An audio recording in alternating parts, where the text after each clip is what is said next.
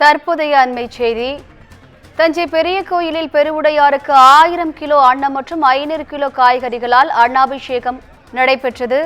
விபூதி, திரவிய பொடி, அரிசி மாவு பொடி, மஞ்சள், பால், தயிர், சந்தனம் உள்ளிட்ட பொருட்களால் சிறப்பு அபிஷேகமும் செய்யப்பட்டது. கூடுதல் விவரங்களை செய்தியாளர் சரவணன் வழங்க கேட்கலாம். வணக்கம் சரவணன், கூடுதல் விவரங்கள் என்ன?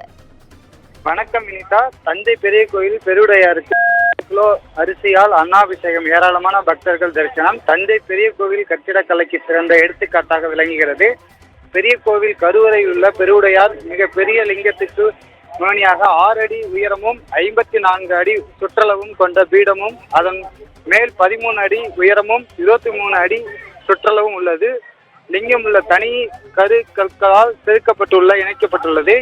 இத்தகைய பல்வேறு சிறப்பு வாய்ந்த பெருவுடையாருக்கு ஐப்பசி மாதம் பௌர்ணமி அன்னாபிஷேகம் நடைபெறுவது. அதன்படி இன்று ஐப்பசி மாதம் பௌர்ணமி என்பதால் அன்னாபிஷேகம் நடைபெற்றது. இதற்காக பக்தர்கள் வழங்கிய 1000 கிலோ அரிசி சாதமாக தயார் செய்யப்பட்டன. பின்னர் தயார் செய்யப்பட்ட சாதம் பெருவுடையாருக்கு திருமேனி முழுவதும் சாத்தப்பட்டன. இதையடுத்து கத்திரிக்காய், மாங்காய், பூசணிக்காய், சுரக்காய், முட்டைக்கோஸ், கேரட், ஆப்பிள், சாத்துக்குடி, ஆரஞ்சு உள்ளிட்ட 500 கிலோ காய்கறிகள், பழங்கள், இனிப்பு வகைகள், மலர்களால் அலங்காரம் செய்யப்பட்டது. மாலை 4:30 மணிக்கு நடை திறக்கப்பட்டு மகா தீபாவளியும் காண்பிக்கப்பட்டது. இதில் ஏராளமான பக்தர்கள் சாமி தரிசனம் செய்து வருகின்றனர். இரவில் லிங்கத்திலிருந்து எடுக்கப்பட்ட அன்னம் பக்தர்கள் கால்நடைகள் பிரசாதமாக வழங்கப்படும். இரவு 7 மணி வரை தரிசனத்துக்கு பக்தர்கள் அனுமதிக்கப்படுகிறார்.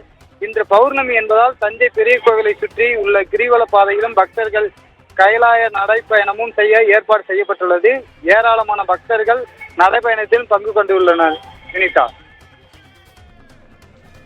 கூடுதல் விவரங்களுக்கு நன்றி சரவணன்.